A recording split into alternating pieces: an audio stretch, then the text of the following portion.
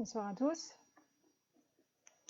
Je vais attendre quelques instants là, le temps que tout le monde se connecte.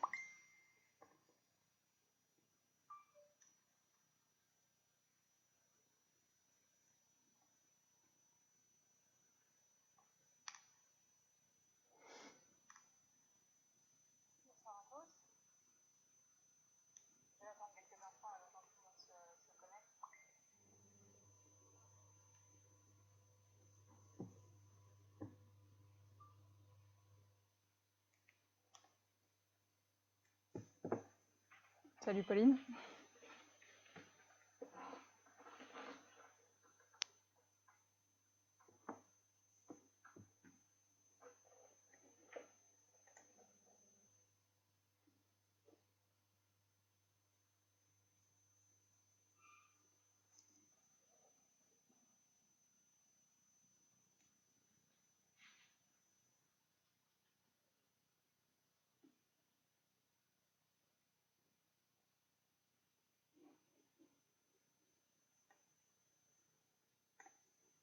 Salut tout le monde.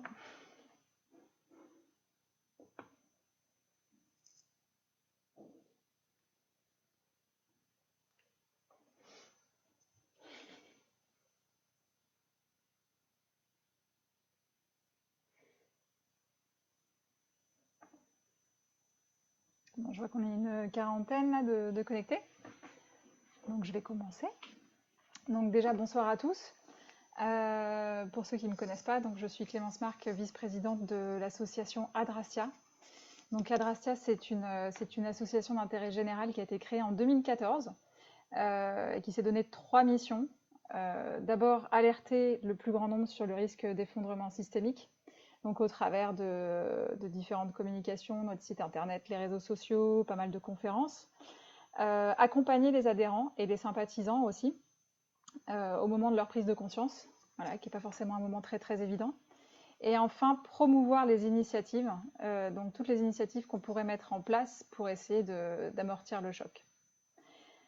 La prise de conscience du risque d'effondrement systémique global qui rassemble tous les adhérents d'Adrastia et puis l'ensemble de la sphère collapso en général, elle passe souvent par une période de boulimie d'information qui s'accompagne d'une montée en compétences dans des domaines qui souvent nous sortent de notre zone de confort, des domaines de l'énergie, de la géologie, du climat, l'agriculture, etc. Enfin, pour ma part, pas mal de domaines que je maîtrisais pas du tout. Donc chez Adrastia, on a particulièrement à cœur d'essayer d'accompagner nos membres dans justement le développement de leur propre capacité d'analyse et de compréhension des crises présentes et à venir. Donc du coup, mon intervention de ce soir, elle s'inscrit vraiment dans cette démarche. Elle n'a pas pour but de vous apporter forcément des connaissances spécifiques et certainement pas des trucs que vous pouvez facilement trouver sur Google. Mais c'est plutôt d'essayer de vous donner des notions, des éclairages, différentes billes qui vont vous permettre, en tout cas, à vous, de porter une lecture qui sera un peu plus affûtée et de vous aider à développer votre analyse critique face à la montagne d'informations médicales qui sont diffusées depuis quelques semaines. Donc cette crise sanitaire qu'on traverse, ça peut être aussi une opportunité de s'intéresser à la santé au sens large, et plus spécifiquement à la question de la prise en charge d'une maladie, la question du médicament, etc., qui sont des sujets qui sont en fait complètement absents aujourd'hui des programmes scolaires. Et donc la plupart d'entre vous, en dehors de ceux qui sont passés par des cursus de santé, n'ont pas une bonne connaissance de ces sujets. Donc c'est un sujet qui est complexe, hein, je vais pas dire le contraire, et qui peut faire peur, mais je suis convaincue qu'en tout cas la montée en connaissance, elle est tout à fait possible, elle est accessible à tous. Alors certes, vaut mieux essayer de maîtriser un petit peu l'anglais pour lire les papiers et tout ça. Le vocabulaire n'est pas forcément évident, mais bon, la recherche, notamment la recherche clinique, c'est aussi pas mal de stats. Il y a beaucoup de bon sens, beaucoup de logique, donc c'est des choses qu'on peut tous développer. Moi, je suis docteur en pharmacie, c'est à ce titre que je vous parle ce soir. J'ai travaillé dans le conseil en stratégie pour l'industrie pharmaceutique et dans l'industrie pharmaceutique, et notamment dans le domaine de la recherche clinique en immuno-inflammatoire. Je suis ni experte en virologie, ni experte en Covid-19, si tant est qu'il y en ait. Et l'objectif, ça va pas être de vous communiquer mon avis ou mon opinion. C'est un exercice pas facile. En tout cas, je vais essayer de la garder pour moi le plus possible. C'est un sujet qui est hyper vaste pour plein de raisons. Et puis la résilience santé d'une façon générale, c'est un sujet qui est très peu traité aujourd'hui. Donc il y a tellement de choses dont je voudrais vous parler. J'ai essayé de restreindre un petit peu pour pas vous faire un truc trop long. Du coup, je vais attaquer ça par l'angle de l'actualité en fait. Et je vais essayer de gérer au mieux les messages que j'ai envie de vous passer et puis l'interactivité de la session. C'est la première fois que je fais un live Facebook, donc du coup, soyez indulgents. J'espère que ce sera pas trop le bordel. Je vais essayer de faire des pauses pour regarder vos questions entre les différentes parties. Il y aura 3 parties. La première, c'est une analyse des biais, en fait, au travers de tout ce que j'ai pu voir et lire comme commentaires, etc. Vous présenter les biais que j'ai identifiés. Dans une deuxième partie, je vais vous proposer des pistes de réflexion par rapport à ça et par rapport au Covid-19 en particulier, tout ce qu'on traverse. Et dans une dernière partie, quelques notions qui sont assez essentielles, assez élémentaires pour pouvoir analyser l'information scientifique. Voilà. Alors du coup, hop. Cette question du Covid-19 et notamment de la prise en charge médicamenteuse, c'est une question qui divise énormément. Je vois que ça chauffe beaucoup sur les réseaux sociaux, ça chauffe jusque dans les familles, avec des prises de position qui sont parfois très fortes. Ça peut aller jusqu'à ce que tu dis est criminel, ou après la crise il faudra demander des comptes. On commence même à avoir des agressions de personnel soignant, des cambriolages de pharmacie, etc. Tout ça, en fait, c'est un mélange explosif entre la tension émotionnelle qui est extrême, hein, c'est normal, qui est liée au contexte de la pandémie. Je pense qu'on est tous potentiellement touchés, c'est assez difficile à vivre. Et ça se mélange avec un flou de communication qui est entretenu par les médias, entre professeur machin qui dit ça, professeur truc qui dit le contraire, et on n'arrive pas trop à s'y retrouver. Donc, moi j'ai identifié 3 tendances, en fait, 3 biais que je vais vous présenter. Alors au début, je voulais essayer de présenter ça en essayant de vexer personne, mais c'est trop compliqué. Alors du coup, je vais faire l'inverse, je vais essayer de tirer le trait voilà, en essayant de vexer tout le monde. Comme ça, au moins, tout le monde en prendra pour son grade, moi y compris. Donc le premier biais que j'ai identifié, c'est l'effet gourou. Je n'ai pas trouvé mieux comme expression. Donc en fait, ça ce sont les gens qui ont une conviction hyper forte par rapport à ce qu'il faudrait faire, à ce qu'il faudrait prendre, et une conviction qui en général n'est peu ou pas liée aux faits. Voilà, une conviction qui va souvent s'introduire par du bon, j'y connais rien, je suis pas médecin, etc. Et des gens qui vont se focaliser en fait sur le CV de celui qui transmet le message. Donc ça, c'est un sophisme qui est bien connu, hein, c'est l'argument d'autorité qui consiste à invoquer du coup une autorité ou le titre d'une personne pour valoriser ce qu'il va dire en dépit en fait des faits. Donc ça, c'est dangereux parce qu'aujourd'hui on ne peut pas accepter une intuition qui ne soit pas étayée par des faits comme une parole d'évangile. Un docteur, ça peut se tromper, un président, ça peut mentir, un professeur, ça peut être malhonnête et manipulateur. Voilà, donc à partir du moment où vous avez une personne qui dit quelque chose et d'autres personnes qui sont compétentes, qui sont en désaccord, ça sert à rien d'essayer d'aller chercher à compter le nombre de trophées que chacun a sur sa cheminée. Je pense que c'est vraiment important de se recentrer sur les faits. Qu'est-ce que chacun apporte comme fait à ce qu'il avance. Donc la dérive, en fait, la dérive de ce genre de comportement, c'est quand ça devient trop extrême, c'est de remettre en cause l'intérêt de l'exploration d'autres voies. C'est-à-dire, en fait, il y a la parole du gourou et il ne doit rien y avoir d'autre. Donc ça, c'est très dangereux. Pourquoi? Parce que ça, en fait, ça met en péril toutes les autres pistes de recherche. Si on se bloque sur quelque chose qu'on croit être une solution alors qu'on n'en a pas de preuve, le risque, c'est qu'on va vouloir donner tel produit à absolument tout le monde, et ça veut dire arrêter la recherche. Et les pistes de recherche, je vous en parlerai un petit peu tout à l'heure, il y en a énormément, mais vraiment énormément. Il y a plein de pistes qui sont intéressantes, et donc il faut absolument qu'on continue cette recherche clinique. Ensuite, le deuxième biais que j'ai identifié, c'est le besoin irrépressible d'action. Donc ça se manifeste souvent par des mais il faut absolument faire quelque chose, il y a des gens qui meurent, etc. C'est très humain, ça. C'est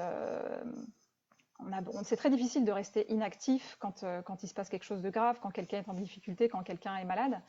Euh, ce qui est dangereux dans ce biais-là, c'est qu'on va avoir tendance à minimiser notamment le risque des interventions thérapeutiques.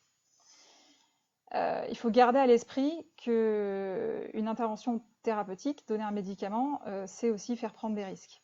Et on a tendance à se dire, ouais, mais bon, si c'était dangereux, on le saurait. Donc ben non, en fait. Alors, dans des cas extrêmes, oui, c'est-à-dire que si on a un médicament qui tue tout le monde, on va s'en rendre compte assez vite, hein, en général, mais c'est rarement le cas. Quand vous avez une pathologie, par exemple, où vous avez, j'en sais rien, 20% de chances de vous retrouver, ou de risque plutôt de vous retrouver aux soins intensifs, si finalement vous en avez 25 ou 30%, à l'échelle d'une patientèle, d'un nombre de patients que va suivre un médecin, vous n'allez pas forcément voir la différence en fait. Donc ça, c'est une croyance qu'on a, qu'on sera forcément au courant. Et en fait, si on ne fait pas une étude, si on ne s'y penche pas clairement, on ne verra pas forcément qu'il peut y avoir un effet délétère quand il est léger, entre guillemets, quand il n'est pas hyper exacerbé. Donc du coup, là, il faut garder en tête un principe de base de médecine qui est le primum non nocere, c'est-à-dire d'abord ne pas nuire. Et ne pas donner un médicament, par exemple, c'est pas ne rien faire. Il peut y avoir toute une prise en charge associée, etc. Et dans le cas en particulier de cette maladie dont on nous parle tout le temps, qui est le Covid-19, il y a une très très grande majorité des patients qui s'en sortent, je ne sais pas encore si on peut dire guérir, mais en tout cas qui passent cet épisode de primo-infection facilement, sans aucun besoin de traitement. Donc à partir du moment où on donne un médicament, où on veut donner un médicament à tout le monde, ça veut dire qu'on va forcément exposer une majorité de patients à un risque inutile, voilà, qui va être associé à la prise du médicament qu'on a donné. Il faut continuer la recherche, c'est-à-dire qu'on va essayer, on va donner des traitements, il y a énormément de protocoles qui sont mis en place, c'est une mobilisation internationale comme on l'a jamais vu dans tous les pays du monde. J'ai regardé rapidement, il paraît qu'il y a à peu près 1000 publications scientifiques qui sortent chaque semaine en lien avec le SARS-CoV-2 ou le Covid-19, donc c'est juste hallucinant. Et tant mieux, c'est une vraie richesse, cette mobilisation générale. En revanche, la prise de certains médicaments pour lesquels on ne sait pas encore s'il y a une efficacité, s'il y a une bonne tolérance, elle doit se faire que dans le cadre des essais cliniques. Parce qu'il n'y a qu'une méthodologie claire qui va pouvoir en fait garantir une certaine sécurité pour le patient. En dehors de ça, c'est du bidouillage. Donc la rigueur scientifique, c'est une valeur qui est hyper chère aussi à Adrastia.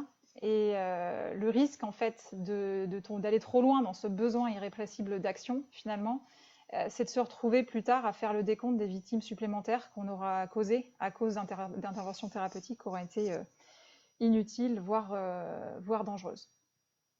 Le troisième biais que j'ai identifié, c'est la psychorigidité méthodologique. Donc, bon, la méthodologie, aujourd'hui, c'est la seule garante de la factualité et de la précision des données qu'on va produire. Avec une bonne méthode, on produit des choses de qualité. Avec une méthode de merde, on va globalement rien produire d'intéressant. En revanche, si la démarche elle est un peu trop poussée vers une recherche de perfection, elle peut conduire en fait à un retard de mise en place de protocoles qui pourraient améliorer le pronostic des patients, et donc à une perte de chance pour eux. Voilà, moi j'ai tendance à être un petit peu dans ce biais-là, à aller regarder trop dans le détail les études, etc. Donc j'essaie de me réfréner. Aucune étude est parfaite, il y a toujours des biais, il y a toujours des petits doutes, etc. Mais voilà, une étude peut être intéressante sans être parfaite. L'essai Discovery qui a été mis en place, qui est une bonne usine à gaz, ça aussi c'est un bon exemple de quand on va un petit peu trop loin dans la recherche de la perfection. Voilà, donc il est possible qu'il ne nous apporte pas grand-chose, on verra. En tout cas, le risque de cette psychorigidité ou de cette recherche de la perfection, voilà, c'est donc de ne pas intégrer suffisamment tôt des modifications de pratique qui permettraient de sauver en fait la vie de potentiellement certains patients. Voilà. Donc face à toutes les émotions qui sont suscitées par ces divergences de position en fait, et d'opinion, je pense que ce qui est hyper important, c'est d'essayer d'apaiser nos échanges. et d'amener les gens et d'encourager les gens à essayer d'apaiser leurs échanges, en se rappelant que normalement à la base quand même, on a tous un objectif en commun qui est d'essayer voilà, qu'un maximum de vie soit préservé. Avant de passer aux pistes de réflexion que je vais vous proposer par rapport à ça, est-ce que vous avez des questions? Je fais une petite pause.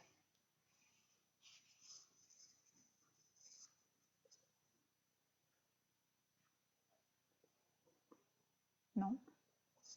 Pas de questions? Bah, je continue alors, du coup. Alors, les pistes de réflexion que je vous propose par rapport à ça. Donc en fait, bon, déjà, éviter la prise de risque excessive, c'est une évidence, éviter la recherche de la perfection. La pondération, essayer de trouver une bonne pondération sur la base de l'analyse des faits et en acceptant l'idée que en médecine, en fait, c'est jamais tout noir ou tout blanc. Il n'y a pas de 0%, il n'y a pas de 100%. Il n'y a quasiment jamais de certitude absolue. Donc probablement que ce qui va se passer, c'est qu'on va accumuler des petites preuves, plein de pistes, plein de petites preuves qui vont nous permettre au fur et à mesure d'ajuster la prise en charge des patients. Donc première piste de réflexion par rapport à ça, se sortir la tête du bocal. Voilà, donc parce qu'il n'y a pas qu'au pays d'Astérix qu'il se passe des choses. Le monde entier est concerné par la pandémie et nos controverses franco-françaises sont un petit peu la risée en fait de la communauté scientifique internationale. Il parle même de populisme médical. Donc à titre d'exemple, non, il n'a pas été démontré que dans le SARS-CoV-2, il y aurait du VIH, des morceaux de VIH. Donc ça, c'est un bel exemple parce qu'en France, on a donné la parole au professeur Montagnier, parce qu'il est professeur, parce qu'il a eu un prix Nobel, qui s'est exprimé sur la base en fait d'un papier qui a été publié, d'un papier d'une analyse qui a été faite par un mathématicien à la retraite, qui a été publié dans une revue sans comité de lecture digne de ce nom, et qui en fait démontre rien, globalement, en tout cas démontre pas ce qu'il avance. Et sur un autre papier indien qui est encore plus décrié, celui-là, parce qu'il a jamais été validé, il a jamais été publié. Et en parallèle, dans la revue Nature, qui est vraiment une revue de référence, il y a une équipe d'Américains, en fait, de plusieurs universités américaines, qui eux ont produit une publication qui est de très bonne qualité et qui démontre à peu près que, en fait, non, il n'y a pas de VIH, que c'est pas un virus qui aurait été fabriqué. Voilà, le problème c'est qu'en France, on ne va pas inviter ces Américains sur un plateau pour venir présenter le résultat de leur recherche. Et donc là, clairement, on se retrouve avec un déséquilibre de communication entre quelqu'un qui arrive avec ses titres et qui est français, et de l'autre côté, des gens qui ne sont pas là pour présenter leurs données. Donc, je vous invite vraiment à ouvrir vos chakras et à regarder ce qui se passe ailleurs, et notamment s'intéresser à ce qui se passe et ce qui se dit à l'étranger dans d'autres pays qui sont touchés.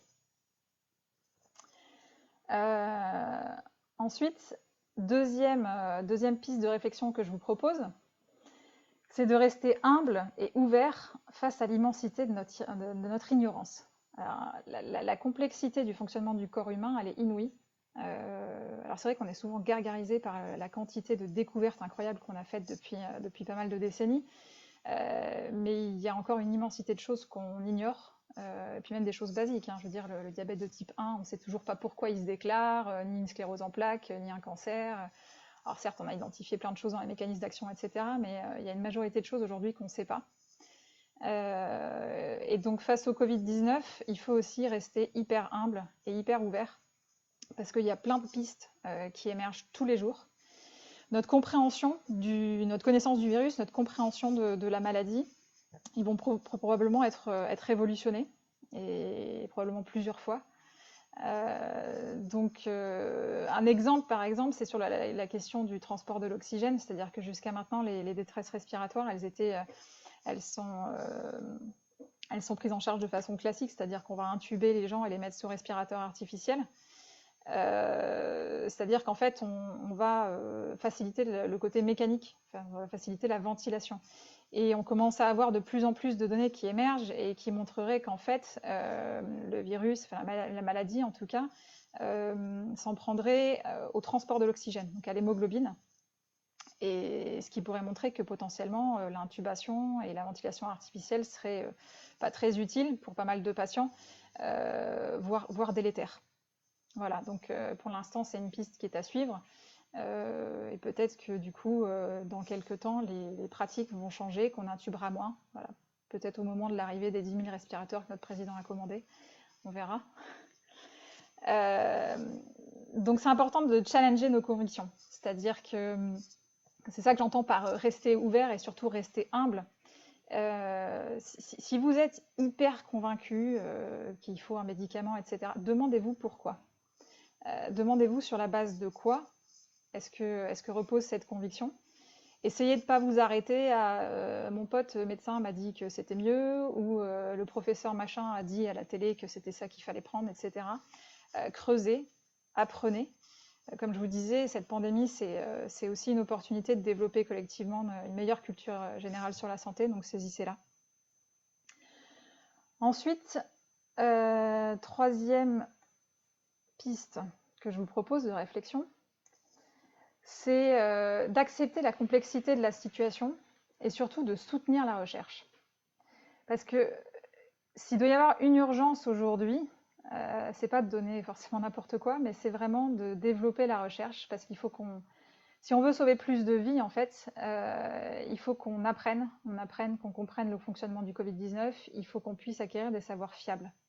Et pour recueillir ces savoirs fiables, en fait, il faut de la recherche.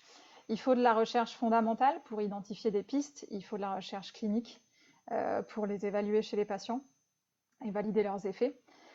Aujourd'hui, on navigue à vue, donc ça c'est très très difficile à gérer parce qu'on navigue à vue, mais sur une pathologie de grande ampleur. C'est-à-dire qu'il y a beaucoup de patients touchés et on a un niveau qui est quand même très très faible de connaissance du virus et de la maladie. Donc c'est très difficile à gérer pour les patients et pour leurs proches. C'est très difficile aussi à gérer pour les soignants qui eux aussi ont besoin de se sentir utiles et besoin d'agir. Ce qu'il faut garder à l'esprit, c'est qu'il n'y aura probablement pas une solution qui soit applicable à tous. Bon, d'abord parce qu'on est tous différents. On n'a pas tous le même risque de développer une forme grave, parce qu'on a des contextes génétiques, on a des contextes physiologiques qui sont différents. On est 7 milliards, donc on est une diversité génétique extraordinaire. Ensuite, aussi parce que l'infection, elle semble évoluer en plusieurs phases. Donc il est fort probable qu'à différentes phases de la maladie, les besoins thérapeutiques supposés ne soient pas toujours les mêmes. Voilà, donc pas pour les mêmes personnes et pas au même moment. Pour ceux qui veulent aller plus loin, en fait, là-dedans, je vous invite à aller regarder. Donc, il y a une multitude d'essais plus ou moins grands qui sont mis en place partout dans le monde, notamment en France. Si vous n'êtes pas forcément super à l'aise avec l'anglais, vous arriverez à trouver pas mal de protocoles intéressants en France. Il y a de nombreux hôpitaux qui mettent en place des essais. Tout le monde se bouge, hein, c'est assez magnifique. Donc ça, c'est des gens, c'est des soignants qui sont déjà sur le pied de guerre pour s'occuper des patients et qui prennent la peine aussi de préparer des protocoles cliniques, etc., pour faire avancer la recherche. Donc des pistes à suivre, il y en a plein. Je vais vous en citer quelques-unes dans le désordre. Donc l'ivermectine, divers antibiotiques, l'hydroxychloroquine, la vitamine C à forte dose, les anti-IL6 aussi, les IEC, l'EPO. Voilà, donc ça, ce sera potentiellement des parties de solutions de demain pour prendre en charge la maladie et puis tout ce qu'on n'a pas encore découvert aussi. Donc, il faut vraiment qu'on accepte cette complexité, l'incertitude qui l'accompagne, potentiellement le sentiment d'impuissance aussi, et de soutenir la recherche. Concrètement, voilà, si vous avez l'occasion, moi si demain je tombe malade et que mon état s'aggrave, en tout cas moi je demanderais à être intégrée dans un protocole. Voilà. Je vous fais juste la dernière piste de réflexion, puis après je vais regarder les questions. Je vois qu'il y a des questions qui sont remontées. La dernière piste, c'était garder la tête froide face aux informations. Ça aussi, c'est pas facile. C'est peut-être même le plus difficile. Encore une fois, parce qu'on est tous, nous et nos proches, potentiellement concernés, potentiellement touchés. Mais je vous invite vraiment à creuser les faits et à surtout pas extrapoler. Voilà, parce qu'il y a plein d'hypothèses qui sont balancées. dans les informations, etc. Donc par des journalistes qui pèsent pas forcément toujours bien les mots. Une hypothèse, ça doit rester une hypothèse en fait, voilà, tant qu'elle n'est pas démontrée. Donc c'est souvent une hypothèse, c'est souvent pour soulever en fait une piste de recherche qui serait intéressante. Essayez de ne pas extrapoler les conclusions, pas de faire de déduction arbitraire. Se méfier de choses comme bah, du coup on peut peut-être penser que, etc. Ouais, peut-être, mais peut-être pas. Donc voilà, essayez de prendre du recul et de garder la tête froide, donc de ne pas s'emballer sur diverses informations qu'on peut recevoir. Alors je vais prendre une petite pause pour regarder vos questions. Puis j'en profite pour remercier Yvonne. Yvonne qui est dans les coulisses ce soir, qui est notre trésorière de l'association et qui a accepté d'être mon wingman ce soir. Et donc qui me transfère au fur et à mesure vos questions.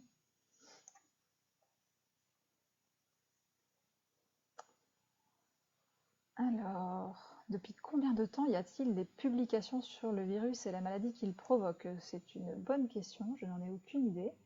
Là, je ne vais pas pouvoir vous faire la recherche de quelle a été la première publication sur le SARS-CoV-2 ou le Covid-19. J'ai bien envie de vous dire au début de l'année 2020, mais peut-être qu'il y a eu des choses qui sont sorties en décembre. Ensuite, avez-vous des renseignements sur les études chinoises sur l'hydroxychloroquine? Alors, pas plus que vous, en fait. Encore une fois, l'objectif de ce live, c'était pas de vous apporter des infos, etc., mais plutôt de vous amener à développer une forme d'analyse, enfin, votre culture scientifique et une forme d'analyse scientifique, pour avoir des renseignements sur des études, qu'elles soient chinoises ou autres, sur l'hydroxychloroquine. La référence dans le domaine, c'est un site qui s'appelle clinicaltrials.org. Donc c'est en fait un site international qui regroupe tous les essais cliniques, à condition qu'ils soient officiels et enregistrés. Et donc en fait sur ce site-là, vous pourrez faire une recherche avec le mot-clé hydroxychloroquine et Covid-19 ou SARS-CoV-2. Vous risquez de tomber sur beaucoup de choses, hein, par contre. Hein. Ensuite, hop. Peut-on faire de la recherche fondamentale autrement que via des tests sur animaux? Alors oui, oui. Alors la recherche fondamentale, c'est vraiment fondamental. Hein. C'est des choses qui peuvent se faire dans des tubes à essai, dans des boîtes de pétri, sur des cellules, etc. Enfin, un chercheur vous en parlerait mieux que moi. Les tests, alors évidemment aussi, ça peut se faire sur des animaux. Les animaux, ils sont aussi utilisés dans des phases qu'on appelle précliniques, c'est-à-dire qu'avant de commencer des essais sur des humains, on va tester les médicaments sur différentes espèces animales. Alors pourquoi c'est hyper important cette phase? Je vous parlais tout à l'heure de la complexité du corps humain et puis du corps des autres mammifères aussi d'ailleurs, et de tous les animaux. Le comportement d'un médicament par rapport à un type de cellule ne vous permet pas de préjuger du comportement qu'il va avoir dans un organisme dans son entièreté et dans toute sa complexité. Donc c'est hyper important, avant d'utiliser des médicaments et de tester des médicaments sur les humains, de pouvoir tester sur des animaux pour savoir comment est-ce que ça va se comporter dans la complexité d'un organisme vivant. Voir est-ce que le médicament il va attaquer, quel organe il va attaquer par exemple, etc. Donc la recherche fondamentale, tout comme la recherche préclinique sans les animaux, ça me paraît pas possible aujourd'hui. En tout cas, ça ne nous permettra pas d'avoir le niveau de sécurité qui permette d'envisager ensuite une utilisation chez l'humain. Ouais, et la deuxième partie de votre question, c'était qui n'ont pas de symptômes Covid-19 à ma connaissance. Alors, oui, effectivement, on ne sait pas. Et puis de toute façon, il y a de fortes chances que la pathologie se comporte de façon différente chez eux. Je pense qu'aujourd'hui, dans l'urgence dans laquelle on est par rapport au Covid-19, je ne sais pas honnêtement s'il y a des tests qui sont utilisés, qui sont réalisés chez les animaux. Ensuite, nouvelle question. Qui va rester sur le long terme? Et bonne celle-là. Bah écoutez, je ne sais pas. Alors, accepter notre sentiment d'impuissance n'est-il pas en conflit fort avec notre culture de maîtrise de la nature? Ah si, clairement. Je vais même aller plus loin que la maîtrise de la nature, ou peut-être que c'était ce que tu sous-entendais, Adrien, mais en fait, on est dans une société où on n'accepte plus vraiment en fait la mort. Parce que, enfin en tout cas en France, parce qu'on est bien soigné, parce que bon, il y a toujours des maladies, des gens qui meurent, mais on a quand même énormément réduit la mortalité sur beaucoup de choses. Et je pense que c'est ça aussi qui réveille beaucoup d'émotions en nous en ce moment, c'est que on se retrouve un petit peu réduit à une forme d'impuissance justement, dont on n'avait plus l'habitude. Et je pense que ça, finalement, c'est le message de résilience santé que j'aurais envie de vous passer. C'est accepter, en fait, accepter que potentiellement demain, il y a des gens qui vont mourir et qu'on ne pourra pas faire grand-chose, en fait, qu'on sera probablement impuissant. Il va falloir accepter aussi potentiellement le fait que demain, on n'aura plus des choses qu'on avait avant. Ça peut être des choses, ça peut être du matériel, ça peut être des médicaments. Demain, peut-être qu'on n'aura pas autant accès à des médicaments comme aujourd'hui, ou que ce sera assez difficile et qu'il y a probablement des gens qu'on ne pourra pas soigner. Ensuite, y a-t-il une mise en commun des recherches au niveau mondial? Je ne suis pas sûre de bien comprendre votre question, parce que j'ai envie de vous répondre, ouais, Internet. En fait, quand vous êtes scientifique et que vous prenez la peine de publier les résultats de vos observations, de vos recherches, etc., en fait, finalement, c'est une façon de communiquer avec vos collègues du monde entier. Donc, la mise en commun des recherches, elle se fait par les recherches respectives. Bon, je pense qu'après, quand les labos travaillent sur des pistes spécifiques, souvent ils se connaissent entre eux, ils communiquent un petit peu, mais sinon, la voie de la publication est la meilleure voie pour transmettre beaucoup d'informations entre scientifiques. Après, si votre point c'était peut-être de la recherche clinique, alors ça je ne saurais pas vous dire précisément s'il y a des essais qui sont internationaux. Alors il y a Discovery qui est à l'échelle européenne, donc qui regroupe quelques pays, mais il y a probablement aussi peut-être d'autres choses qui sont faites sur différents pays. Après ça complexifie beaucoup l'organisation. Et là, encore une fois, on est quand même en mode accéléré. On essaie de mettre en place des choses moins compliquées pour que ce soit plus rapide, en fait. Plus rapide, plus simple et qu'on ait des résultats plus rapidement. Donc, du coup, des grosses coopérations internationales, je ne sais pas si c'est forcément pertinent pour l'instant. Alors, Anaïs, on ne parle quasiment que du curatif, mais quid du préventif, en dehors des masques et autres mesures barrières? Pourquoi personne ne parle de rebooster son immunité? Oui, très intéressant.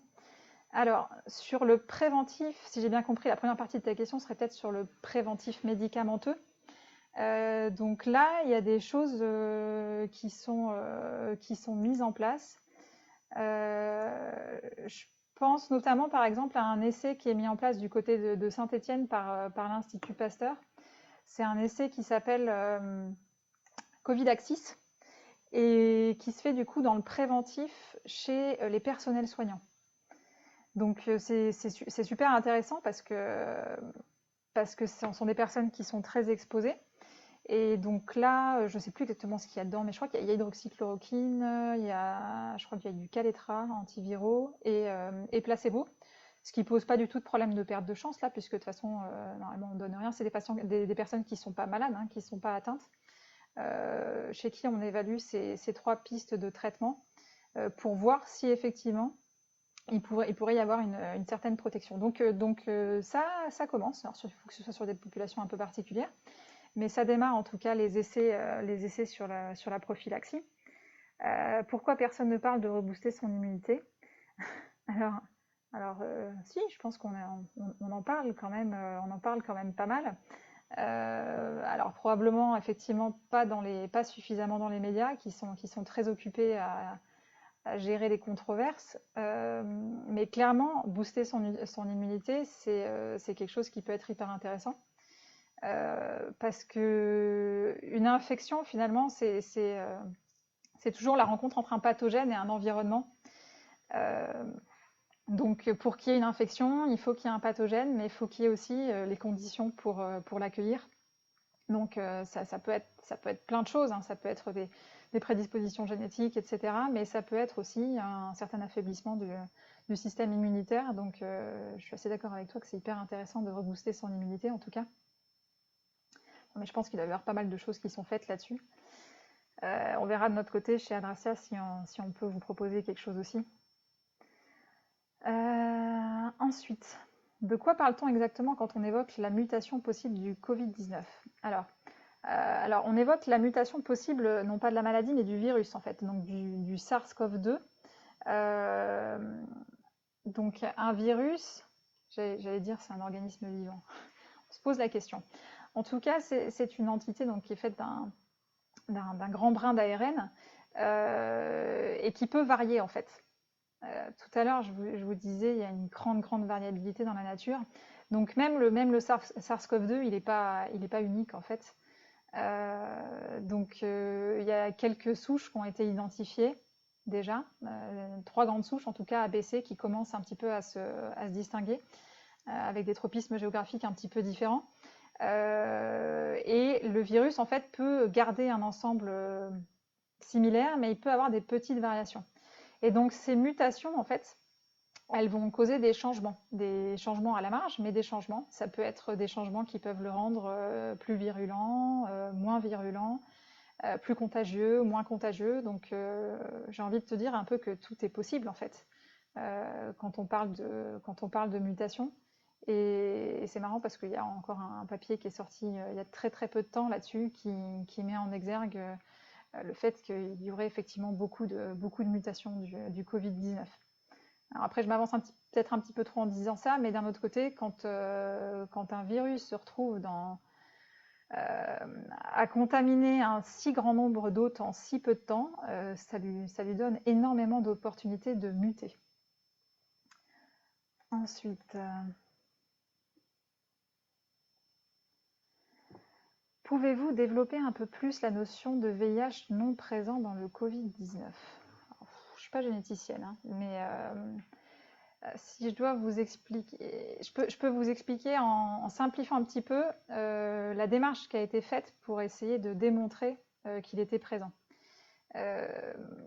Donc, un virus, en fait, un brin d'ARN, c'est un enchaînement en fait de nucléotides, et donc ce sont des séquences. Et en fait, c'est comme si vous aviez des enchaînements de lettres, par exemple. Et donc, en fait, ce qui a été fait, c'est comme si on avait comparé, je sais pas, 2 livres, par exemple, et qu'on avait recherché si dans un livre, il y avait des extraits d'un autre livre, avec, par exemple, des enchaînements de lettres. Et en fait, ce qu'ils ont fait, c'est qu'ils ont cherché des séquences qui étaient très courtes. Et donc, par exemple, si dans un livre, vous faites des recherches sur je sais pas, des séquences de 3 lettres, LES par exemple, vous allez vite fait de trouver des similitudes avec un autre livre, et ce qui ne veut pas dire qu'un auteur a pompé sur l'autre. Donc en fait, ce qu'ils ont fait finalement, ça a juste montré en fait que statistiquement, on allait forcément trouver des éléments similaires dans les deux, et ça ne démontre absolument pas qu'il y aurait des morceaux de VIH dans le SARS-CoV-2. J'espère avoir répondu à votre question. Ensuite, quid de la bactérie intestinale Prévotella que le virus toucherait de façon privilégiée avec un effet domino sur différents systèmes en bouillant l'immunité. Donc oui, il y a des hypothèses très intéressantes avec cette fameuse bactérie Prévotella, qui n'est pas juste intestinale hein, d'ailleurs, qui est présente dans de très nombreux tissus, de très nombreux organes. C'est vrai que quand on pense à sa présence, enfin, ça collerait avec pas mal de symptômes cliniques qu'on observe chez les patients. Donc je crois que l'hypothèse aujourd'hui, ce serait que sa présence en fait facilite l'infection par le virus. Donc ce qu'on pense avoir identifié, c'est que la porte d'entrée finalement pour le SARS-CoV-2 dans les cellules, c'est une enzyme, l'ACE2. Et donc en fait, c'est comme si cette enzyme, c'était une serrure en fait, qui permettrait l'entrée en fait du virus dans les cellules qu'il exprime à leur surface, cet ACE2. Et donc ensuite, hop, il infecte les cellules, etc. Il se réplique et tout ça. Et donc on penserait que la présence de cette bactérie, je ne saurais pas vous dire comment, et je ne sais pas si on le sait aujourd'hui, faciliterait en fait l'infection des cellules pour le virus.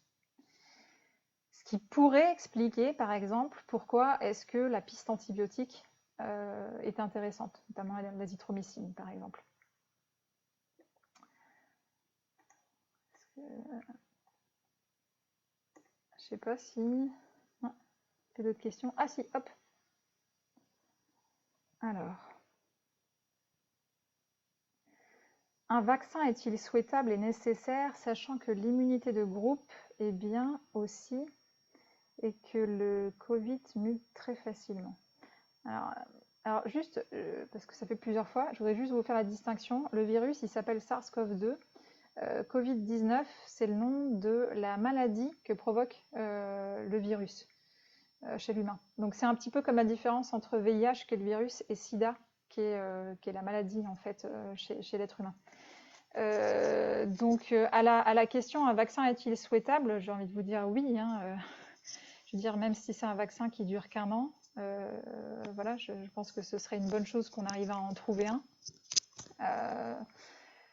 Après, sachant que l'immunité de groupe est bien aussi, encore faut-il qu'elle puisse exister, parce qu'aujourd'hui, on n'a pas encore été capable de mettre en évidence le fait qu'il puisse y avoir une immunité durable chez les gens, puisqu'il y a eu des cas documentés de réinfection, etc. Alors après, c'est toujours pareil, hein, c'est juste des cas, ça permet aussi de challenger qu'est-ce qu'on avait défini comme guérison, parce que c'est peut-être juste que la maladie avait duré plus que prévu, etc. Donc on en est à un niveau très très léger de connaissance par rapport à ça. Donc du coup, la seule réponse que je peux vous faire, c'est ouais, si on peut trouver un vaccin, je veux dire, on le prend quoi. Même si c'est effectivement un vaccin qui sera que partiel et qu'il faut renouveler tous les ans, etc. Quand on voit le carnage que peut faire cette maladie, je pense que c'est bon à prendre.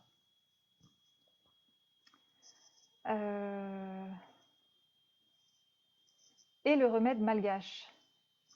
Quel remède malgache? Alors, je n'en connais pas.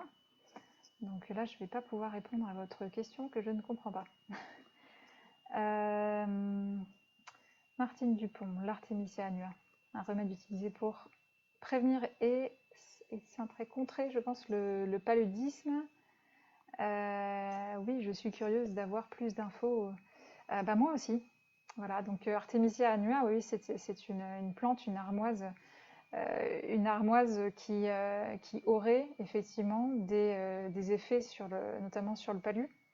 J'en ai absolument aucune idée, ça m'intéresserait bien de le savoir aussi. Je ne sais pas du tout s'il y a des essais qui sont en cours avec Artemisia annua, mais effectivement ce serait intéressant qu'on en mette en place.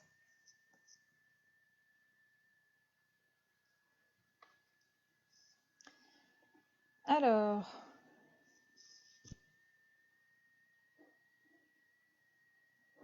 bon, s'il n'y a pas d'autres questions...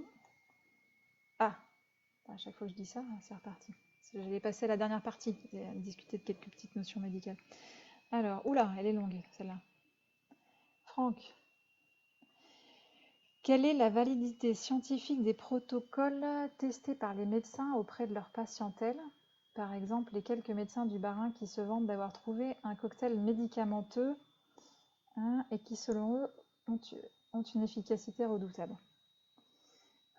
Oui, alors c'est marrant parce qu'il y a eu un article justement là-dessus aujourd'hui. C'est humain comme comportement parce que ces médecins, ils se retrouvent face à plein de vieux patients de leur patientèle qui sont malades et je pense qu'ils se sentent obligés d'agir et de faire quelque chose.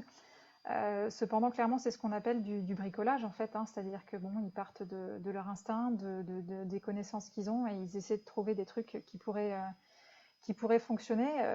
À cette échelle, bah, c'est de la mise en danger d'autrui en fait, parce que c'est de l'exposition potentiellement de patients qui auraient guéri. Parce que là, c'est pas la question chez les patients qui ont beaucoup de facteurs de risque, qui commencent à s'enfoncer, etc.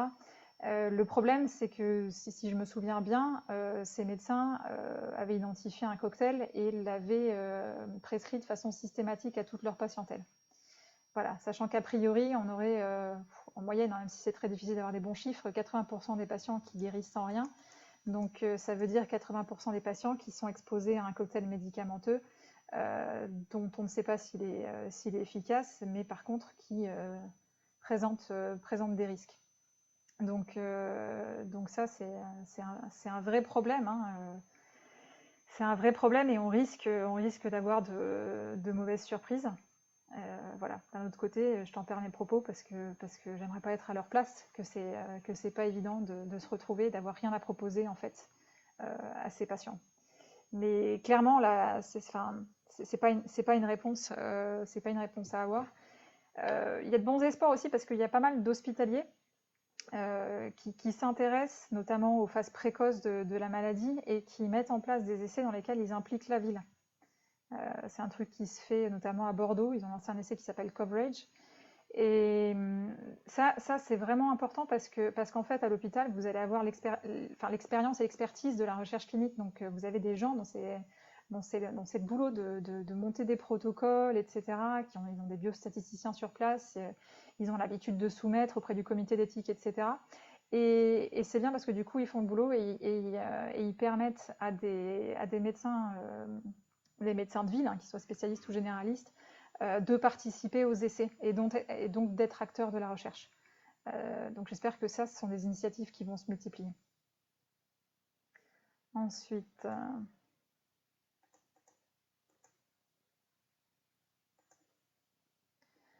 alors, question pour un autre sujet s'il y a le temps. Alors je vais terminer du coup, je vais terminer sur les notions et on verra à la fin parce que la discussion sur l'état des stocks de médicaments en général, ouais, c'est pas gagné tout ça. Donc du coup, les petites notions que je voulais vous transmettre sur le médicament, etc. Première chose, la valeur des résultats, la valeur des faits et la fiabilité de la source. Donc ça, c'est hyper important. Voilà, quand vous n'êtes pas expert et que vous avez deux médecins qui portent des titres de docteur ou de professeur, etc., qui ne sont pas d'accord, je vous disais tout à l'heure, creusez, rentrez, regardez dans le détail, allez voir les faits. Et une première étape qui est intéressante, c'est de voir la revue. Voilà, quand d'un côté, il y a quelqu'un qui a publié dans Nature ou dans New England ou des choses comme ça, ça veut dire que derrière, en fait, il y a un comité de relecture qui est hyper solide. Parce que voilà, enfin, un scientifique, quel qu'il soit, peut tout à fait écrire plein de conneries. En revanche, le garde-fou qu'on a, c'est justement ces comités de lecture qui vont valider que ce qui est dans le papier est de qualité. Donc la revue, c'est déjà un bon filtre, quelque chose qui est assez intéressant. Après, c'est important aussi d'aller voir comment est-ce que les auteurs, si vous avez le courage d'aller chercher le papier, mais franchement, je vous le conseille, comment est-ce que les auteurs ont rédigé la conclusion. Vous verrez que normalement, dans la recherche, dans les papiers, le conditionnel est de mise, parce que, encore une fois, on n'a quasiment jamais de certitude absolue, etc. Donc c'est vachement important de regarder les mots qu'ils ont choisis pour leur conclusion et de se dire il ne faut pas aller plus loin. Il ne faut pas essayer de tirer le trait, il ne faut pas tirer des conclusions qui vont déductives, qui vont aller un petit peu plus loin, etc. Essayer de s'en tenir uniquement à ce qui a été dit. Donc allez dans le détail, soyez courageux, allez dans le détail des papiers, vous verrez, c'est vraiment intéressant parce que le diable est dans le détail et c'est là qu'on chope toutes les informations intéressantes. C'est pas simple, mais avec quelques petites notions méthodologiques, vous pourrez le faire. Donc pour ça, ce que je vous conseille, c'est d'aller voir sur le site Les Crises. Il faudra que je vous copie-colle le lien, je ne sais pas si je peux le faire dans la conversation. Alors voilà, donc c'est ce qu'on a une chance, c'est qu'en fait le professeur Raoult nous a publié un vrai torchon Donc son premier essai, et je pèse mes mots, hein, vraiment. Donc à tel point que du coup c'est un cas d'école. Donc c'est très bien parce que du coup le journaliste qui a fait ça a été vraiment très précis, très rigoureux. Et il a décortiqué tous les points un par un de tout ce qu'il ne faut pas faire, tout ce qui n'est pas éthique, etc. Donc au-delà de l'intérêt de l'analyse de ce papier en particulier, c'est la méthode qu'il a utilisée qui est vraiment intéressante. Donc je vous conseille d'aller voir ça, je vous mettrai le lien parce que c'est un très bon exercice après à réutiliser éventuellement pour d'autres papiers. Ensuite, alors, d'autres questions là? Regarde juste. Ah, c'est Artemisia annua, le remède malgache. Oui, elle n'est pas présente qu'à Madagascar, hein, cette plante, mais effectivement, d'accord. Bah, du coup, j'ai répondu à la question là. Connaissez-vous le pourcentage de personnes infectées en France et savez-vous comment ce chiffre a été calculé? Donc, il y a l'Institut Pasteur qui a publié il n'y a pas longtemps, hein, je ne sais plus si c'était hier ou un truc comme ça, une estimation, hein, qui est une estimation bien grossière, parce que comme vous le savez, il y a une bonne part de la population qui est atteinte et qui est complètement asymptomatique. Donc aujourd'hui, on essaie d'estimer, mais c'est très compliqué. Donc de mémoire, il parlait d'environ 4 millions de personnes, non pas qui ont été infectées, mais qui seraient infectées d'ici le 11 mai, si je me rappelle bien. Et voilà, donc ça représentait entre 3 et 10% de la population française, donc parce que du coup il y a un intervalle de confiance assez large. Euh, voilà, donc je ne sais pas si ça répond à votre question. Alors, bon, je repasse à une autre notion médicale. Le médicament est toujours un compromis. Donc ça, c'est vraiment hyper important. Parce qu'en fait, alors souvent un médicament, il peut y avoir plein de choses, mais souvent c'est une molécule qui va aller interagir avec un récepteur, donc c'est une action pharmacologique. Et dans le contexte que je vous disais tout à l'heure de la complexité du corps humain, un médicament, ça va rarement cibler uniquement ce qui nous intéresse. Donc en général, on le développe parce que sur tel organe, on veut cibler tel truc, etc. Sauf qu'en général, le récepteur, il est présent dans plein d'autres endroits dans le corps, etc. Et donc, c'est pour ça que les médicaments, enfin entre autres, ont ce qu'on appelle des effets indésirables. Voilà, donc effets indésirables d'ailleurs plutôt que effets secondaires, je vois souvent ça, etc. Voilà, quand l'effet secondaire, c'est que vous mourrez parce que vous avez pris un médicament, vous n'allez pas trouver ça très secondaire. Voilà, en revanche, c'était quelque chose que vous n'aviez pas désiré. Donc c'est vraiment cette notion, un effet indésirable, c'est quelque chose qui peut être grave, donc pas du tout secondaire, mais en tout cas qui n'était pas l'effet qu'on avait recherché. Et donc c'est pour ça que vous entendrez souvent parler de rapport bénéfice-risque. Donc c'est ça le compromis auquel je faisais allusion. D'un médicament, on va attendre un effet, donc un effet bénéfique, un effet thérapeutique souvent. Et en l'échange de quoi, en fait, on va prendre un risque.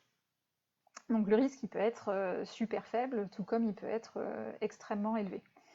Et donc en fait, autoriser le lancement d'un médicament, c'est considéré, ça se fait à partir du moment où on considère que le rapport bénéfice-risque est favorable, c'est-à-dire en gros que le médicament va faire plus de bien que de mal. Voilà, donc du coup, ça me fait une petite transition vers l'autre point qui était de la statistique pardon, et de l'individu. Donc en fait, un choix thérapeutique, c'est de l'analyse de la gestion de risque individuelle, finalement. Parce que ce rapport bénéfice-risque, il est évalué sur une population.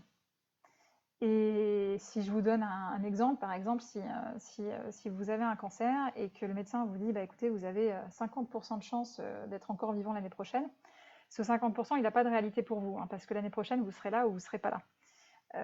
Donc voilà, c'est tire un petit peu le trait, mais globalement, c'est la difficulté. C'est si vous prenez un médicament et qu'il y a une chance sur 1 million pour que, j'en sais rien, vous développiez un Guillain-Barré, par exemple, quand ça tombe sur vous, c'est pas de bol. C'est-à-dire que là, clairement pour vous, le rapport des bénéfices-risques, bah, il aura été défavorable. Donc voilà, c'est toujours garder en tête que toutes ces analyses, ces recherches, elles sont faites, elles s'appliquent à des populations et que ensuite la décision et le choix thérapeutique va se faire pour un individu. Je refais une petite pause, je vois une question qui est arrivée. Peux-tu nous parler de la deuxième vague en préparation, voire en cours en Chine? Ah, j'aimerais bien, ouais. C'est très difficile d'avoir des infos de la Chine. C'est tout le problème qu'on a. On a vraiment pas de bol parce que finalement, c'est le pays qui a le plus d'avance, entre guillemets, sur la pandémie et qui nous permettrait d'avoir un petit peu de visibilité sur ce qui peut se produire demain. Cependant, c'est aussi un des pays desquels on a le plus de mal à récupérer de l'information fiable. Donc du coup, aujourd'hui, moi j'ai des informations qu'il y aurait plein de villes qui seraient mises en quarantaine, etc. Des activités qui ne reprennent pas, une deuxième vague effectivement qui est en cours. Mais j'aurais aucune source à vous donner aujourd'hui. Je pense que j'ai rien de tangible en particulier. Et c'est bien dommage parce que ça pourrait vraiment nous aider à nous préparer. Ensuite, du coup, recherche fondamentale et recherche clinique. Ouais, je voulais vous parler de ça aussi. La recherche fondamentale, elle va permettre souvent d'émettre des hypothèses. Par exemple, on va mettre des cellules infectées, ou par exemple, on va utiliser in vitro, par exemple, on va tester l'hydroxychloroquine sur un virus, et on va observer un virus in vitro, et en fonction de ce qu'on observe, ça va nous servir de piste, finalement, pour ensuite faire de la recherche in vivo et de la recherche clinique. Donc cette recherche fondamentale, elle est vraiment essentielle pour essayer de lever et de proposer des hypothèses. Et ensuite la recherche clinique, donc la recherche clinique, c'est celle qui va se faire dans les hôpitaux, en fait, sur les patients, alors que la recherche fondamentale, c'est plutôt quelque chose qui est fait par les chercheurs dans des laboratoires de recherche. Donc la recherche clinique, elle va permettre d'évaluer, en fait, la pertinence ou non d'une pratique ou d'un médicament. Donc du coup, l'évaluation d'un médicament, je vous en parlais tout à l'heure, donc en fait, un médicament, c'est pas un bien de consommation comme les autres. Et heureusement, vous ne pouvez pas vous décider demain, tiens, je vais commercialiser un médicament. Donc non, ça c'est pas possible. Tout ça, ça passe par des années et des années de recherche et qui vous permet de construire ce qu'on appelle un dossier d'autorisation sur le marché, donc d'AMM. Et si ce dossier aboutit, vous aurez le droit de lancer votre médicament. Toutes ces années de recherche, et notamment la partie de la recherche clinique, va permettre en fait de déterminer quelle est la sécurité d'utilisation de ce médicament. Donc on parle de tolérance. Donc voir comment est-ce que le médicament est toléré et voir comment ensuite il est efficace. Combien il est efficace, ce qui permet en fait d'établir un rapport bénéfice-risque, comme je vous disais tout à l'heure. Et à partir du moment où on considère voilà, que le bénéfice est supérieur au risque, on va pouvoir lancer un médicament. Et on ne va pas le lancer n'importe comment.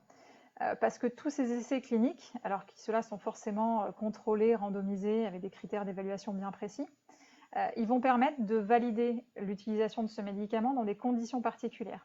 Et ces conditions, c'est des types de patients, c'est une maladie en particulier, ça peut être une question d'âge, une question d'antécédents, des choses comme ça, un dosage, voire éventuellement jusqu'à un protocole thérapeutique particulier. Et donc en fait, quand le médicament va être autorisé, il va être autorisé dans ce cadre, dans le cadre dans lequel il a été évalué. Donc dans une indication précise, chez une population précise et avec une utilisation précise, avec une dose notamment précise. Donc ça, c'est important à garder en tête parce que c'est pas parce qu'on a trouvé qu'un médicament il était efficace dans une pathologie qu'on va considérer qu'il est efficace aussi dans une, même si elle est dans une autre, même si elle est proche. C'est pas parce qu'un médicament est considéré comme bien toléré dans une maladie, c'est-à-dire dans un contexte physiologique particulier, qui va l'être de la même façon dans un autre contexte. Et c'est pour ça qu'il faut éviter de transposer et de se dire bah tiens, tel médicament, c'est vachement bien dans ça, c'est proche, donc ça doit être à peu près pareil. Donc ça, c'est quelque chose qu'il faut éviter. Et c'est pour ça qu'aujourd'hui, les autorisations de mise sur le marché sont très précises pour le médicament. Je vais faire une petite pause question là, avant de vous parler du dernier point. Oh, ça fait déjà 1 heure. Oh là là, je m'étais dit 1 heure max. Je suis désolée, c'est un petit peu long. Alors, qu'est-ce que j'ai raté? Peut-il y avoir une troisième, une quatrième vague? Pourquoi on ne parle que de la deuxième? Parce que tout est possible. Alors, je me répète un peu, mais enfin, il faut qu'on accepte l'idée qu'en fait, on sait quasiment rien. On sait quasiment rien de ce virus, on sait quasiment rien de sa maladie.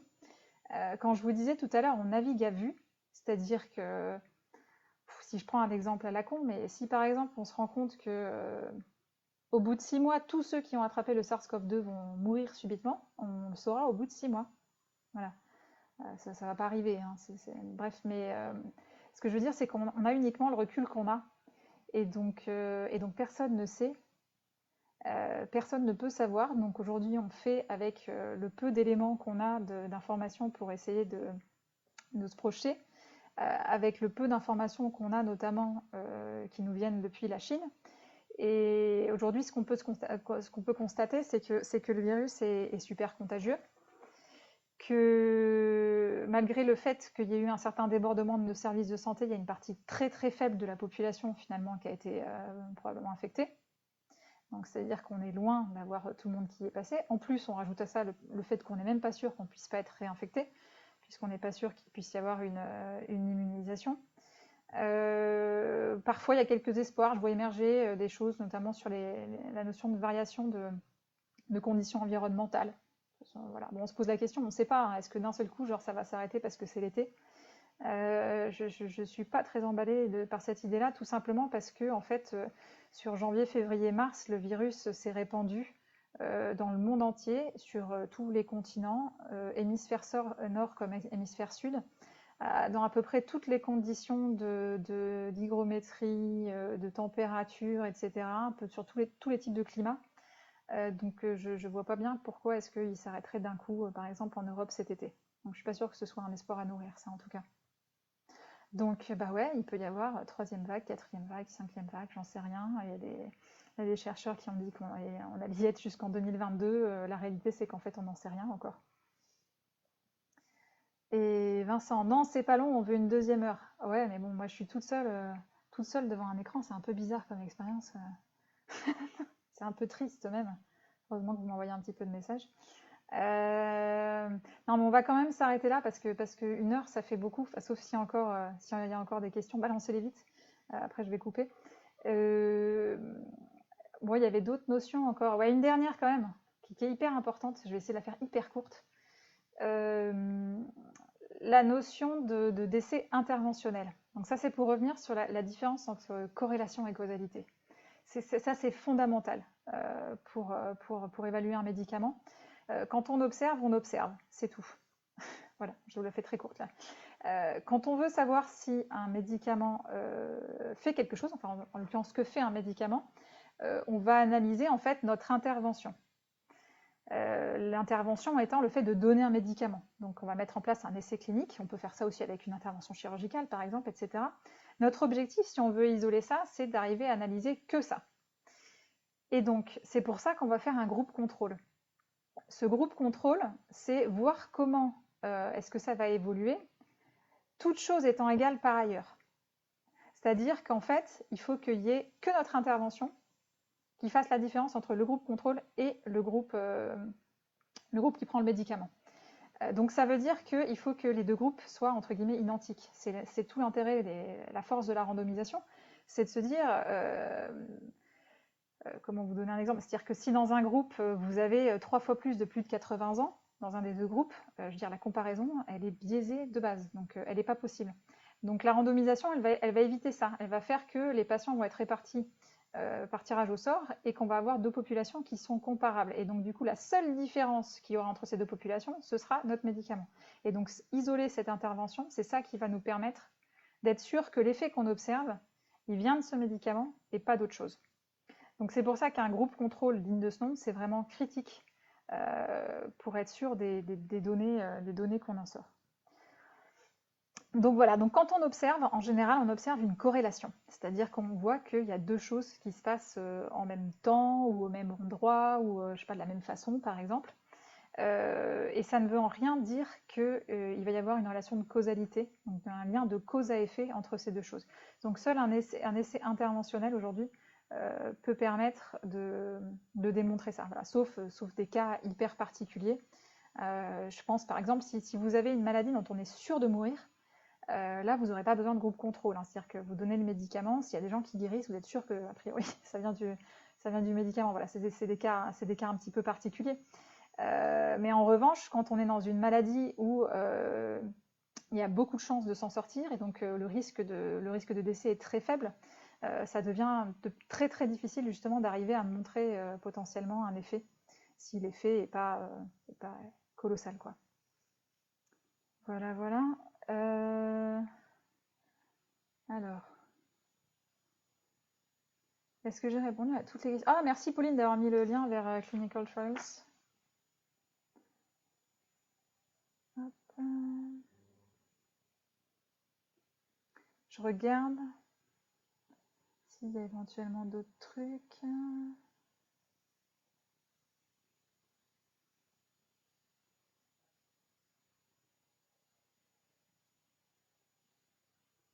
Excusez-moi, hein, je suis en train de parcourir le fil. Ah, merci Adrien aussi d'avoir mis le lien pour l'article des crises. Voilà, il faut juste passer sur les petites remarques un peu politiques, etc. Mais dessous, l'analyse des détails, elle est vraiment, c'est vraiment un cas d'école, c'est vraiment très intéressant. Hop, hop, hop. Bon, il y a plein de commentaires, je prendrai le temps de les lire après. Mais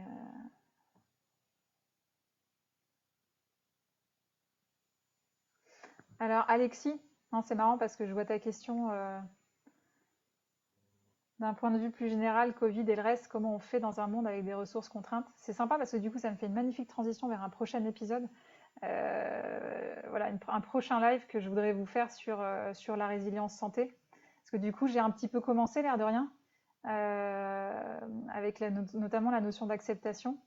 Euh, donc ça, écoute, c'est un sujet que je traiterai la prochaine fois. Donc bah, on va s'arrêter. Avant de couper, bah déjà, je vous remercie, tous ceux qui m'ont suivi. J'espère que ça vous aura servi, j'espère que ça vous donnera quelques petites pistes de réflexion, quelques billes pour briller sur Facebook dans les discussions scientifiques, hein, Vincent. Sur les prochains rendez-vous de l'association, donc mercredi prochain, il y a un nouveau live qui est prévu, donc avec Mathieu Massard et moi.